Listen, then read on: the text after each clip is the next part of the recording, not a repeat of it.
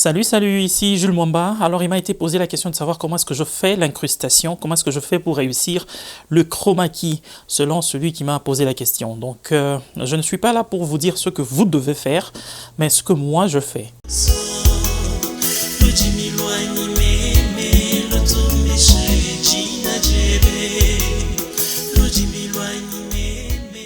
Donc, si vous trouvez que le résultat est bon et vous voulez répliquer la même chose, donc vous pouvez faire comme moi. Donc, je ne suis pas là pour donner de leçons, pour apprendre ou bien pour enseigner. Non, je suis là pour vous dire mon expérience, comment est-ce que je fais.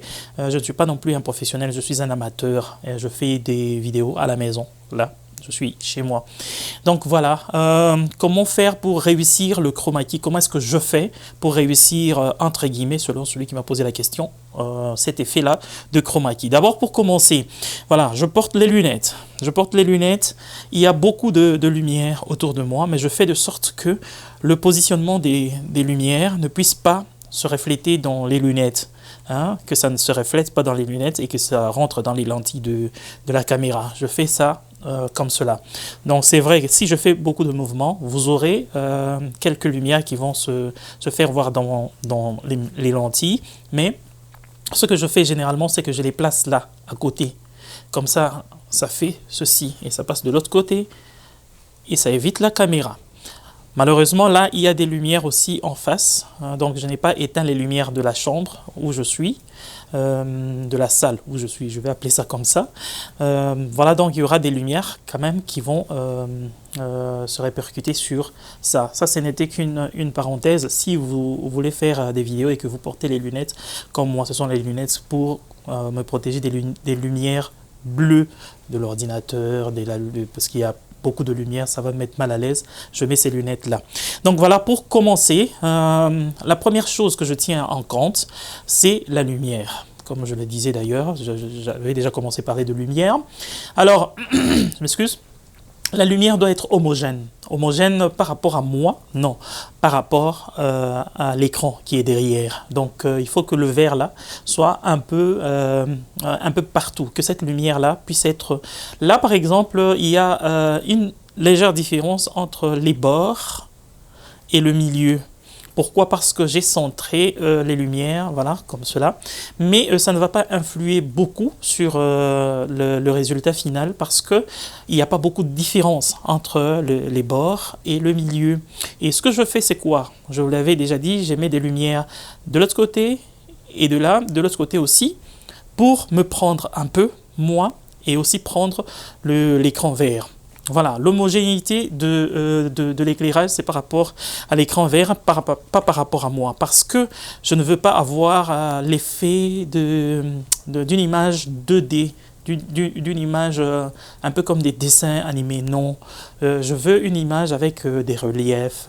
Voilà pourquoi cette lumière, elle est plus grande, elle est plus forte que cette autre lumière. Donc j'ai une lumière principale et des lumières secondaires. Au milieu aussi, il y a une petite lumière pour éclairer un peu le milieu. Il ne faut pas que je puisse avoir cet effet-là au milieu, c'est noir, là c'est éclairé et là c'est éclairé. Non, je fais de sorte que voilà, le milieu aussi soit éclairé, mais la plus grande lumière est à ma droite et je veux au fait cet effet-là. Voilà, donc si vous voulez faire le chroma key, il faut déjà avoir l'idée de ce que vous allez faire après. Si par exemple vous voulez vous retrouver à la plage, il faut déjà dans le setup, dans ce que vous faites, dans les réglages de la lumière, que cette lumière-là puisse s'apparenter un peu à la lumière qui est à la plage. Donc si vous allez superposer votre image, par exemple dans une chambre à coucher, et que vous avez besoin de lumières peut-être rouges là, et de l'autre côté pas très éclairées, donc il faut déjà dès le setup penser à ça. Hein, sinon, vous aurez des difficultés quand il s'agira de superposer les images. Donc voilà, moi pour cette vidéo, je n'ai même pas l'idée de l'image que je vais mettre derrière moi. Voilà pourquoi je commence comme ça. Mais quand je vais faire le montage, je tiendrai compte de la position ou du positionnement des lumières. Donc cette lumière-là, peut-être que je vais mettre dans une salle ou une chambre avec une fenêtre, et je ferai de sorte que la fenêtre qui fait entrer la lumière de dehors puisse être de ce côté, parce que ce côté est éclairé. Donc il faut prendre en compte l'image que vous allez mettre derrière, après, et puis voilà, essayer de matcher pour que ça soit plus réel. Il ne faut pas que dans la salle, hein, de l'image que vous allez mettre, la plus grande lumière soit de ce côté, mais que vous soyez éclairé de ce côté. Donc ça risque de ne pas faire très réel. Donc l'idée, c'est imiter la réalité, mais nous sommes dans la fiction ou dans le virtuel. Donc voilà, il faut l'homogénéité de la lumière, non pas sur le personnage, mais plutôt sur l'écran vert pour réussir l'effet. Alors pour décaler aussi, hein, pour me décaler du fond, ce que je fais, c'est j'ai des lumières qui sont en bas ici. Voilà, il y a des lumières. Certaines personnes mettent les lumières, ces lumières-là, vertes. Non, moi je préfère que ça soit toujours les lumières blanches. Donc je choisis la couleur blanche. Pourquoi? Parce que par exemple là, j'ai porté du cuir. Si je mets la lumière verte, elle aura tendance à se refléter là. Et quand je vais faire le chroma key avec cette couleur-là, la couleur verte, donc il y aura des reflets sur moi et l'effet ne sera pas très bon, hein, ça ne sera pas très agréable à voir. Donc ces lumières-là me décollent du reste et dessinent un peu ma silhouette et éliminent ces lumières, ou plutôt diminuent, hein. Je ne sais pas si elle va éliminer totalement, mais ça va diminuer au moins en tout cas le reflet de cette couleur sur moi-même. Donc voilà quoi, la première, ça c'est la première chose ou le premier facteur. Le deuxième facteur, c'est l'écran vert de qualité. Voilà, donc il y a des gens, hein, qui achètent. Il y a des écrans verts, hein, sur les plateformes de vente en ligne. Il y a des écrans verts avec beaucoup plus de finesse et autres. Donc moi, ce que j'ai fait, c'est quoi? J'ai pris comment dire, c'est comme un rideau, hein, de cette couleur-là. Et j'ai mis là-bas. Qu'est-ce que j'ai fait avec ça? Parce que c'est un habit. J'ai éliminé le froissement. Hein, en étirant d'abord, j'ai étiré les bords, hein, du haut en bas et de gauche à droite. Et je suis passé avec cet appareil-là, vous voyez, je suis en train d'éliminer au fait le froissement. Hein. C'est un peu comme repasser un habit, mais là, c'est pas le repassage, j'utilise la vapeur qui élimine, on appelle ça, on appelle l'appareil là, c'est le steamer. Je sais pas en français comment on appelle ça, mais bon, c'est le steamer en anglais. Voilà, j'utilise ça pour que ça soit plus homogène. Vous voyez derrière là, c'est vraiment, deux fois vous allez penser même que c'est un morceau de bois. Non, c'est un tissu que j'ai mis derrière, mais j'ai fait de sorte que ça soit vraiment homogène. Voilà ce que ça donne. Alors la couleur doit être distincte. Voilà. Pour le chroma key, la plupart de gens utilisent la couleur verte. Pourquoi la couleur verte? Bon, ils vont expliquer. Ce sont les experts, mais moi je pense que c'est parce que cette couleur-là, on ne la porte pas souvent. Et d'ailleurs, si vous faites une vidéo avec cette couleur-là, évitez de porter la même couleur, donc évitez tout ce qui est vert, mais j'ai quand même quelques vidéos où j'ai porté la couleur verte, mais alors c'est vraiment un vert différent de celui-là. Alors quand vous allez faire le réglage, vous allez voir que ce vert que vous allez porter, qui par exemple vert militaire, ça sera affecté mais pas beaucoup et ça risque même de ne pas être affecté du tout. Hein, il y a des vidéos que j'ai faites comme ça avec un t-shirt avec quelques couleurs vertes, mais c'est passé parce que effectivement le vert que j'ai porté est différent de ce vert là. Il y a des spécialistes qui font avec la couleur blanche, il y a toutes les couleurs, hein, ils peuvent faire avec d'autres couleurs, mais moi je suis un amateur et pour faire simple, je fais avec cette couleur-là, elle est toute indiquée pour moi et ça passe. Donc voilà, il faut utiliser une couleur, hein, qui soit distincte de votre teint. Voilà, il y a des gens qui font avec la couleur blanche, c'est un peu trop technique et je ne veux pas aller là-dedans parce que je fais les vidéos non pas pour le cinéma ou quoi que ce soit là, je fais les vidéos pour les réseaux sociaux. Donc voilà.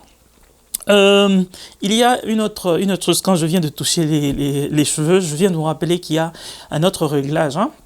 que vous pouvez faire dans la caméra qui va éliminer. En fait, il faut éviter, si vous êtes un amateur comme moi, il faut éviter des cheveux comme ça. Il faut les tenir, comment dire, les garder derrière, hein, que ça ne soit pas comme ça. Mais curieusement, j'ai réussi à faire des vidéos avec des cheveux comme ça, malgré un aspect technique qu'il faut prendre en compte, c'est la persistance rétinienne. Vous voyez, bon, je ne sais pas comment je vais expliquer ça. La persistance rétinienne. Si vous prenez, vous avez un flux lumineux, hein, vous avez par exemple une barre qui est de lumière, et vous la tournez comme ça. On faisait ça quand on était petit. Vous faites comme ça. Et si vous êtes à une certaine distance et avec une certaine vitesse, vous n'aurez pas une barre qui va de gauche à droite, vous aurez plutôt comme un feu, un grand feu plutôt, qui est permanent. Voilà, vous avez la même impression quand le ventilateur tourne à une certaine vitesse.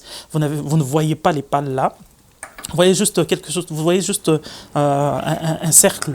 Voilà.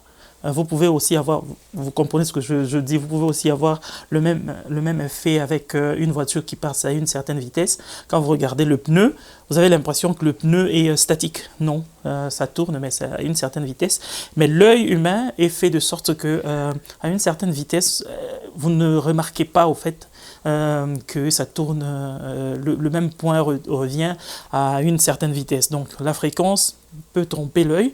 Il y a un réglage dans les caméras modernes vous voyez, il y a les 1 sur 4, 1 sur 5, 1 sur 5, 1 sur 50, 1 sur 60, vous allez jusque très loin là. Donc je ne vais pas aller dans la technique, mais l'œil humain c'est 1,50, ce qu'on m'a dit.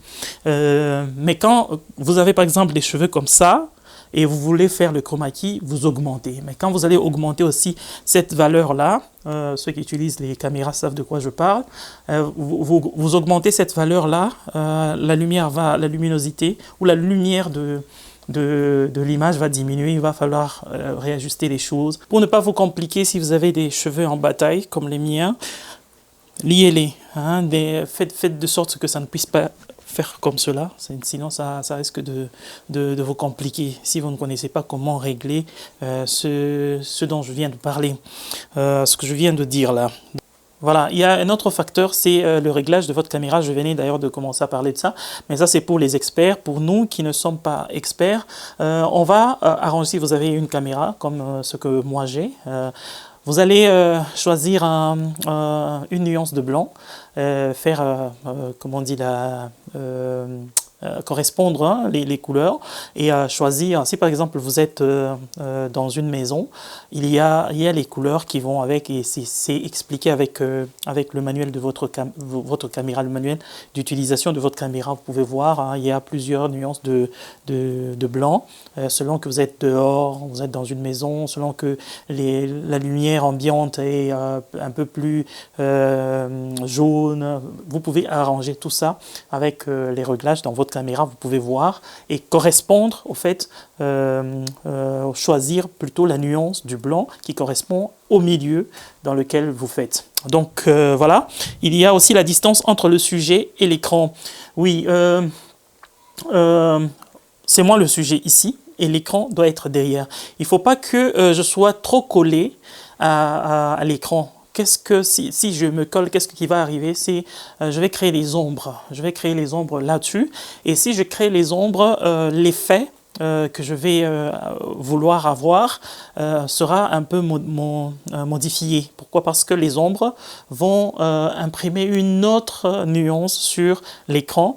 Et voilà, quand vous allez faire le chroma key, le traitement de là où il y a l'ombre et là où il n'y a pas l'ombre sera différent. Alors on risque d'avoir un travail supplémentaire à faire pour nous qui ne sommes pas experts. Ce qu'il faut, c'est éviter, hein, même les experts le font aussi, éviter d'être collé vraiment à l'écran. Et pour moi aussi, j'ai utilisé les deux lumières dont je vous ai parlé pour éliminer aussi les ombres là.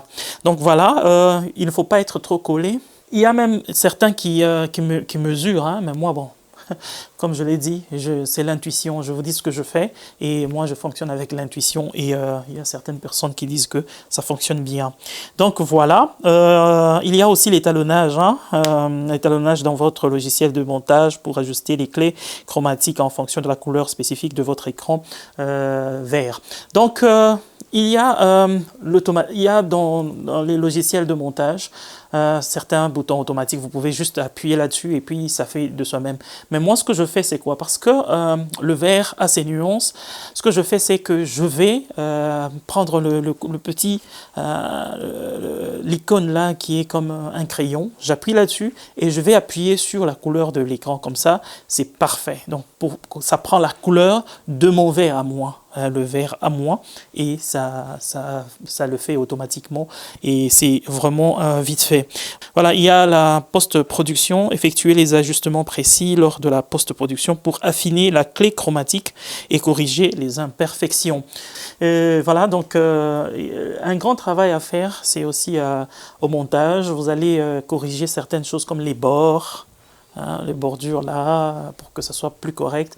Je fais souvent ça avec mes vidéos, hein, quand je vois qu'il y a quelque chose qui manque, alors j'ajuste un peu les choses.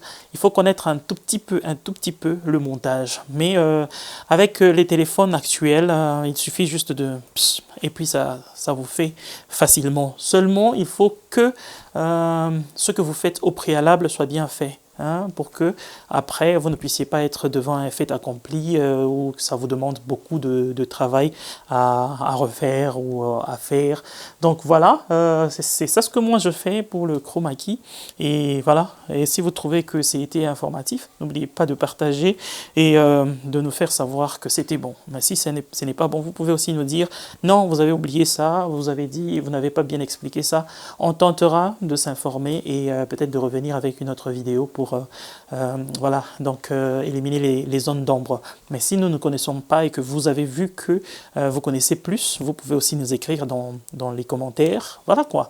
On est là pour s'entraider, on est là pour apprendre l'un de l'autre. Voilà, il y a toujours, même les experts, ils apprennent de nous qui ne sommes pas experts et vice versa. Humilité oblige. Voilà, donc je m'en vais. Ciao, ciao.